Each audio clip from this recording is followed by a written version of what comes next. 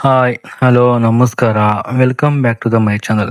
ಇವತ್ತೇನಪ್ಪಾ ಅಂದ್ರೆ ಕನ್ನಡ ಸರ್ಕಾರ ಕಡೆಯಿಂದ ಏನಪ್ಪಾ ಅಂದ್ರೆ ಸಮಾಜ ಕಲ್ಯಾಣ ಇಲಾಖೆ ಕಡೆಯಿಂದ ಏನಪ್ಪಾ ಅಂದ್ರೆ IAS ಮತ್ತು KS ಗೆ ಫ್ರೀ ಕೋಚಿಂಗ್ ಕೊಡಲು ಏನಪ್ಪಾ ಅಂದ್ರೆ ಈಗ ನೋಟಿಫಿಕೇಶನ್ ರಿಲೀಸ್ ಮಾಡಿದ್ದಾರೆ. ಓಕೆನಾ? ಈ ವಿಡಿಯೋದಲ್ಲಿ ಅದ್ರ ಬಗ್ಗೆ ಕಂಪ್ಲೀಟ್ ಆಗಿ ಸ್ಟೆಪ್ ಬೈ ಸ್ಟೆಪ್ ನೋಡ್ತಾ ಹೋಗೋಣ. ಓಕೆ, ಹಾಗೆ ನೀವೇನಾದ್ರೂ ಫೈನಲ್ ಡಿಗ್ರಿ ಮಾಡ್ತಿದ್ರ, ಇಲ್ಲ ಡಿಗ್ರಿ ಕಂಪ್ಲೀಟ್ ಆಗಿದ್ರೆ, ನಿಮ್ಗೆ ಏನಾದ್ರು IAS ಮತ್ತು KS ಮಾಡೋ ಕೋಚಿಂಗ್ ಅಮೌಂಟ್ ಇಲ್ಲ ಅಂದ್ರೆ ನೀವು ಆರಾಮಾಗಿ ಎಕ್ಸಾಮ್ ಪಡೆದು ನಿಮ್ಗೆ ಯಾವ್ದೇ ತರ ಫೀಸ್ ಇಲ್ಲನೆ ಆರಾಮಾಗಿ 10 ತಿಂಗಳ ಕಾಲ ಏನಪ್ಪಾ ಅಂದ್ರೆ ನಿಮ್ಗೆ IAS ಇಲ್ಲ KS ಕೋಚಿಂಗ್ ಕಂಪ್ಲೀಟ್ ಆಗಿ ಕೊಡ್ತಾ ಹೋಗ್ತಾರೆ. ಈ ವಿಡಿಯೋದಲ್ಲಿ ಅದನ್ನ ಯಾವ್ದಾದ್ರು ಅಪ್ಲಿಕೇಶನ್ ಹಾಕ್ಬೇಕು, ಎಲಿಜಿಬಿಲಿಟಿ ಕ್ರೈಟೇರಿಯಾ ಏನು, ಎಷ್ಟು ಅಪ್ಲಿಕೇಶನ್, ಯಾವಾಗ ಲಾಸ್ಟ್ ಡೇಟ್, ಯಾವಾಗ ಅಪ್ಲಿಕೇಶನ್ ಯಾವಾಗ ಸ್ಟಾರ್ಟ್ ಆಗುತ್ತೆ ಅಂತಂದು ಈ ವಿಡಿಯೋದಲ್ಲಿ ಕಂಪ್ಲೀಟ್ ಆಗಿ ಸ್ಟೆಪ್ ಬೈ ಸ್ಟೆಪ್ ತಿಳಿದುಕೊಡ್ತಾ ಹೋಗ್ತೇನೆ. ಹಾಗಾಗಿ ಈ ವಿಡಿಯೋನ ಕೊನೆಯ ತನಕ ನೋಡಿ. ಹಾಗೆ ಇನ್ನೇನೋ ಚಾನಲ್ ಸಬ್ಸ್ಕ್ರೈಬ್ ಮಾಡಿಲ್ಲ, ಈ ವಿಡಿಯೋ ಸಬ್ಸ್ಕ್ರೈಬ್ ಮಾಡಿ, ಲೈಕ್ ಮಾಡಿ, ಹಾಗೆ ಕಮೆಂಟ್ ಮಾಡಿ, ಹಾಗೆ ಶೇರ್ ಮಾಡ್ತಾ ಹೋಗಿ. ಓಕೆನಾ? ಈಗ ಈ ವಿಡಿಯೋ ಬಗ್ಗೆ ಇದ್ರ ಬಗ್ಗೆ ನೋಡ್ತಾ ಹೋಗೋಣ. ಏನಪ್ಪಾ ಅಂದ್ರೆ 2026 ಸಮಾಜ ಕಲ್ಯಾಣ ಇಲಾಖೆಯಿಂದ ಏನಪ್ಪಾ ನಮಗೆ ಈಗ ನೋಟಿಫಿಕೇಶನ್ ರಿಲೀಸ್ ಮಾಡಿದ್ರು. ಓಕೆನಾ? ಯಾರಿಗಪ್ಪ ಅಂದ್ರೆ IAS ಮತ್ತೆ KS ಏನಪ್ಪಾ ಅಂದ್ರೆ ಪೂರ್ವಭಾವಿ ತರಬೇತಿ ಅಂದ್ರೆ ನಿಮ್ಗೆ ಏನಪ್ಪ ಫ್ರೀ ಕೋಚಿಂಗ್ ಕೊಡಲ್ಲ. ಏನಪ್ಪಾ ಅಂದ್ರೆ ಈಗ ತರಬೇತಿ ಮಾಡಿ ನಿಮಗೆ ಎಕ್ಸಾಮ್ ಕಂಡಕ್ಟ್ ಮಾಡ್ಬೇಕಂತ ಇಲ್ಲಿ ಅವರು ನಿರ್ಧಾರ ಮಾಡಿದ್ದಾರೆ. ಓಕೆನಾ? ನೀವೇನಪ್ಪಾ ಅಂದ್ರೆ ಅಪ್ಲಿಕೇಶನ್ ಏನಪ್ಪಾ ಅಂದ್ರೆ ಆನ್ಲೈನ್ ಮುಖಾಂತರ ಏನಪ್ಪಾ ಅಂದ್ರೆ ಅರ್ಜಿ ಸಲ್ಲಿಸೋ ಬಗ್ಗೆ ಏನಪ್ಪಾ ಅಂದ್ರೆ ಈಗ ನೋಟಿಫಿಕೇಶನ್ ರಿಲೀಸ್ ಮಾಡಿದ್ದಾರೆ. ಓಕೆ, ಹಾಗಾಗಿ ಏನಪ್ಪಾ ಅಂದ್ರೆ ನೆಕ್ಸ್ಟ್ ಬಂದ್ಬಿಟ್ಟು ಏನಪ್ಪಾ ಅಂದ್ರೆ ಮೇಲ್ಕಂಡ ವಿಷಯಕ್ಕೆ ಸಂಬಂಧಿಸಿದಂತೆ 2020 ಸಾಲಿನಲ್ಲಿ ಏನಪ್ಪಾ ಅಂದ್ರೆ ಸಮಾಜ ಕಲ್ಯಾಣ ಇಲಾಖೆ ಕಡೆಯಿಂದ ಏನಪ್ಪಾ ಅಂದ್ರೆ IAS ಮತ್ತು KS ಗೆ ಪೂರ್ವ ತರಬೇತಿ ನೀಡಲು ಈಗ ನಿರ್ಧರಿಸಿದೆ. ಓಕೆನಾ? ಈಗ ಈ ಅಪ್ಲಿಕೇಶನ್ ಹಾಕ್ಬೇಕಪ್ಪ ಅಂದ್ರೆ ಈಗ ಏನಪ್ಪಾ ಮುಖ್ಯ ವಿವರಗಳನ್ನು ನೋಡ್ತಾ ಹೋಗೋಣ. ಓಕೆನಾ?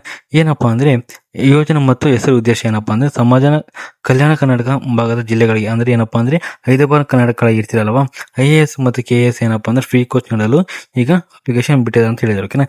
ಈಗ ಕಲ್ಯಾಣ ಕರ್ನಾಟಕದಿಂದ ಬರುವ ಜಿಲ್ಲೆಗಳು ಯಾವ್ದಪ್ಪ ಅಂದ್ರೆ ಕಲಬುರಗಿ ಜಿಲ್ಲೆ, ಕೊಪ್ಪಳ, ಬೀದರ್, ಯಾದಗಿರಿ, ಬಳ್ಳಾರಿ, ರಾಯಚೂರು ಮತ್ತು ವಿಜಯನಗರ.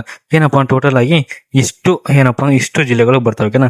ಕಲ್ಯಾಣ ಕರ್ನಾಟಕ ಅಂದ್ರೆ ಇಷ್ಟು ಜಿಲ್ಲೆಗಳ ಮಾತ್ರ ಏನಪ್ಪಾ ನೀವು ಅಪ್ಲಿಕೇಶನ್ ಹಾಕ್ಬೇಕು. ಓಕೆನಾ? ಇದು ಬಿಟ್ಟು ಬೇರೆ ಕಡೆಯವರು ಅಪ್ಲಿಕೇಶನ್ ಹಾಕಲು ಎಲಿಜಿಬಲ್ ಇಲ್ಲ ಅಂತ ಇಲ್ಲಿ ತಿಳಿಸಿ ಕೊಟ್ಟಿದ್ದಾರೆ. ಓಕೆನಾ?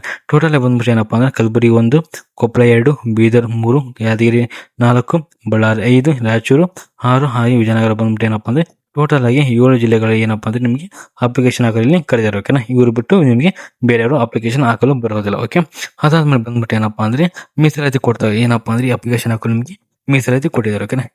SC, ST ಮತ್ತು ಅದರ್ ಬ್ಯಾಕ್ಗ್ರೌಂಡ್ OBC ಏನಪ್ಪಾ ಅಂದ್ರೆ ನಿಮಗೆ SC ಅವರಿಗೆ 40%, ST ಅವರಿಗೆ 10%, ಹಾಗೆ ಬ್ಯಾಕ್ಗ್ರೌಂಡ್ ಕ್ಲಾಸ್ ಏನಪ್ಪಾ 32%, ಜನ ಕೆಟಗರಿಗೆ 18%, ಹಾಗೆ ಟೋಟಲ್ ಬಂತು 100% ಆಗಿದೆ. ಓಕೆನಾ?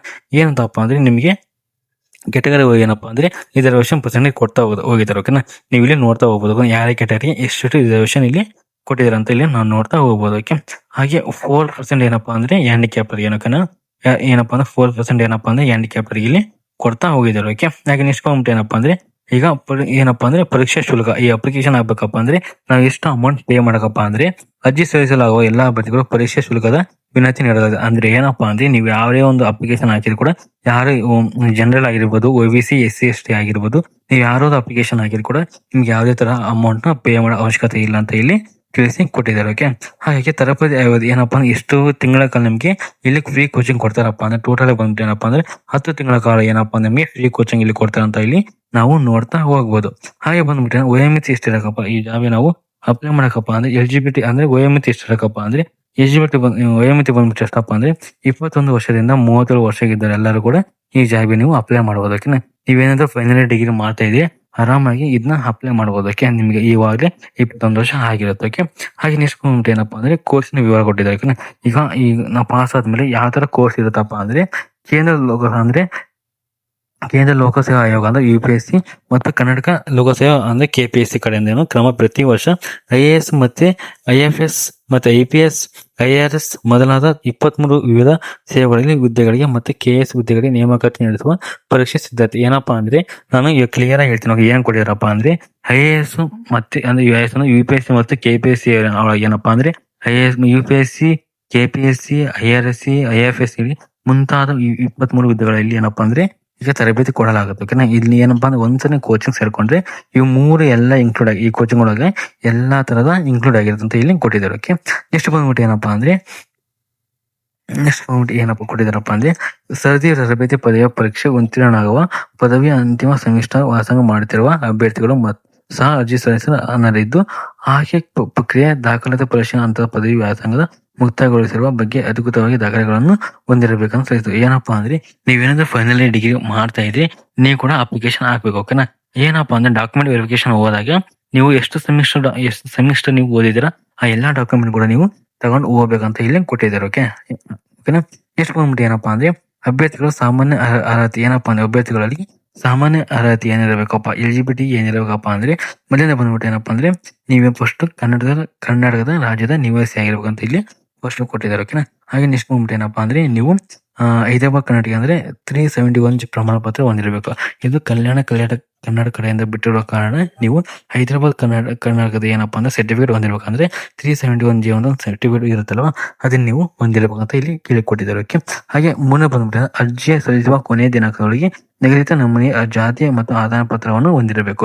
ಏನಪ್ಪಾ ಅಂದ್ರೆ ಅಪ್ಲಿಕೇಶನ್ ಲಾಸ್ಟ್ ಡೇಟ್ ಅಂದ್ರೆ ಇವತ್ತು ಅಪ್ಲಿಕೇಶನ್ ಲಾಸ್ಟ್ ಡೇಟ್ ಅಂದ್ರೆ ಇವತ್ತೊಳಗೆ ಏನಪ್ಪಾ ನಿಮ್ದು ಕ್ಯಾಸ್ಟ್ ಇನ್ಕಮ್ ನ ಹೊಂದಿರಬೇಕು. ಓಕೆನಾ. ನೀವು ಅಪ್ಲಿಕೇಶನ್ ಕಮ್ ಎಂಡ್ ಆಗಿ ಮೇಲೆ ನೀವೇನಾದ್ರೂ ಕ್ಯಾಸ್ಟ್ ಇನ್ಕಮ್ ಮಾಡ್ಕೊಂಡ್ರೆ ನಿಮ್ದು ರಿಜೆಕ್ಟ್ ಆಗೋ ಚಾನ್ಸ್ ಇಲ್ಲಿ ಕಂಪ್ಲೀಟ್ ಆಗಿ ತಿಳಿಸಿಕೊಟ್ಟಿದ್ದಾರೆ. ಓಕೆನಾ. ಏನಪ್ಪಾ ಅಂದ್ರೆ ಅಪ್ಲಿಕೇಶನ್ ಮುಗಿಯೋದ್ರೊಳಗೆ ನಿಮ್ದು ಕ್ಯಾಸ್ಟ್ ಇನ್ಕಮ್ ರೆಡಿ ಆಗಿರಬೇಕು. ನೀವು ಅಪ್ಲಿಕೇಶನ್ ಹಾಕೋದು ಮುಗಿದ ಆದ್ಮೇಲೆ ನೀವು ಕ್ಯಾಸ್ಟ್ ಇನ್ಕಮ್ ಮಾಡಿದ್ರು ನೀವು ಎಲಿಜಿಬಲ್ ಇರೋದಿಲ್ಲ ಅಂತ ಇಲ್ಲಿ ತಿಳಿಸಿ ಕೊಟ್ಟಿದ್ದಾರೆ. ಓಕೆ. ಹಾಗೆ ನೆಕ್ಸ್ಟ್ ಬಂದ್ಬಿಟ್ಟು ಏನಪ್ಪಾ ಅಂದ್ರೆ 4ನೇ ಬಂದ್ಬಿಟ್ಟು ವಿಶೇಷ ಚೇತನ ಮೀಸಲಾತಿ ಅಡಿಯ ಅರ್ಜಿ ಸಲ್ಲಿಸುವ ಅಭ್ಯರ್ಥಿಗಳ ನಿಗದಿ ಪ್ರಾಧಿಕಾರದಿಂದ ನಿಗದಿಪಡಿಸಲಾದ ಕೊನೆಯ ದಿನಾಂಕದಲ್ಲೂ ವಿಶೇಷ ಚೇತನ ಪ್ರಮಾಣ ಪತ್ರ ಹೊಂದಿರಬೇಕು. ಇದೇನಪ್ಪ ನೆಕ್ಸ್ಟ್ ಬಂದ್ಬಿಟ್ಟು ನೀವೇನು ಹ್ಯಾಂಡಿಕ್ಯಾಪ್ ವಿದ್ಯಾರ್ಥಿಗಳಾಗಿದ್ರೆ ಅದು ಕೂಡ ಯಾವ ತರ caste income before application close ಆಗೋ ಮುಂಚೆ ಯಾವ ತರ ರೆಡಿ ಮಾಡಬೇಕು. ಹಾಗೆ ನೀವು ಹ್ಯಾಂಡಿಕ್ಯಾಪ್ ಆದರೂ ಅಪ್ಲಿಕೇಶನ್ ಎಂಡ್ ಆಗೋ ಮುಂಚೆನೇ ಏನಪ್ಪಾ ನೀವು ಇಲ್ಲಿ ಆ ಸರ್ಟಿಫಿಕೇಟ್ ನ ಮಾಡಿಸ್ಕೋಬೇಕಂತ ಇಲ್ಲಿ ತಿಳಿಸಿಕೊಟ್ಟಿದ್ದಾರೆ. ಓಕೆ.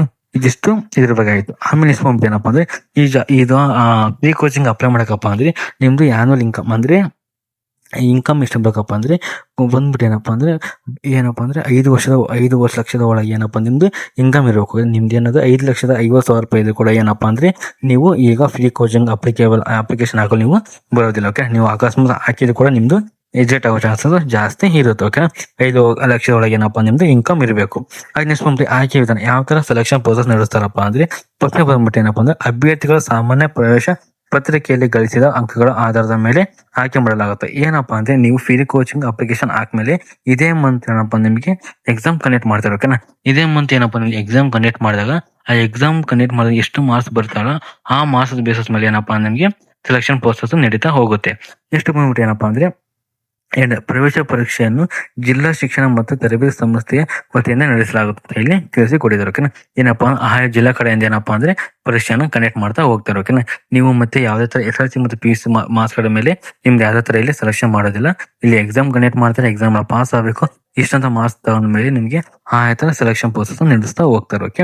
ಎಷ್ಟು ಬಂದ್ಬಿಟ್ಟು ಏನಪ್ಪಾ ಅಂದ್ರೆ ಸೌಲಭ್ಯಗಳು ಏನ್ ಕೊಡ್ತಾರಪ್ಪ ಇದು ಎಕ್ಸಾಮ್ ಪಾಸ್ ಆದ ಸೆಲೆಕ್ಷನ್ ಆದ್ಮೇಲೆ ನಮ್ಗೆ ಏನ್ ಸೌಲಭ್ಯ ಸಿಗುತ್ತಪ್ಪ ಅಂದ್ರೆ ಆಯ್ಕೆಯಾದ ಅಭ್ಯರ್ಥಿಗಳು ಉತ್ತಮವಾದ ತರಬೇತಿ ಸಂಸ್ಥೆಯಿಂದ ಏನಪ್ಪಾ ಅಂದ್ರೆ ಪರೀಕ್ಷೆ ಪೂರ್ವ ತರಬೇತಿ ಕೇಂದ್ರ ಕಲಬುರಗಿ ಉಚಿತವಾಗಿ ತರಬೇತಿ ನೀಡಲಾಗುವುದು. ತರಬೇತಿಯ ಅವಧಿಯಲ್ಲಿ ಯಾವುದೇ ರೀತಿಯ ಶಿಷ್ಯ ವೇತನ ಅಥವಾ ವಸತಿ ಸೌಲಭ್ಯ ನೀಡಲಾಗುವುದು ಅಂತ ಕೊಟ್ಟಿದ್ದಾರೆ. ಓಕೆನಾ. ಏನಪ್ಪಾ ಅಂದ್ರೆ ಇಲ್ಲಿ ಕರೆಕ್ಟ್ ಆಗಿ ನೀವು ನೋಡ್ತಾ ಹೋಗ್ಬೇಕು. ಓಕೆನಾ. ಏನಪ್ಪಾ ಅಂದ್ರೆ ಆಯ್ಕೆಯಾದ ಅಭ್ಯರ್ಥಿಗಳು ಉತ್ತಮವಾದ ತರಬೇತಿ ಸಂಸ್ಥೆಯ ಪರೀಕ್ಷೆ ಪೂರ್ವ ತರಬೇತಿ ಕೇಂದ್ರ ಕಲಬುರಗಿಯಲ್ಲಿ ಉಚಿತ ತರಬೇತಿ ನೀಡಲಾಗುವುದು. ಏನಪ್ಪಾ ಅಂದ್ರೆ ಕಲಬುರಗಿಯಲ್ಲಿ ಉಚಿತ ಕೇಂದ್ರ ಅಂತ ಇದೆ. ಅಲ್ಲಿ ನಿಮ್ಗೆ ಕೋಚಿಂಗ್ ಕಂಡಕ್ಟ್ ಮಾಡ್ತಾ ಹೋಗ್ತಾರೆ.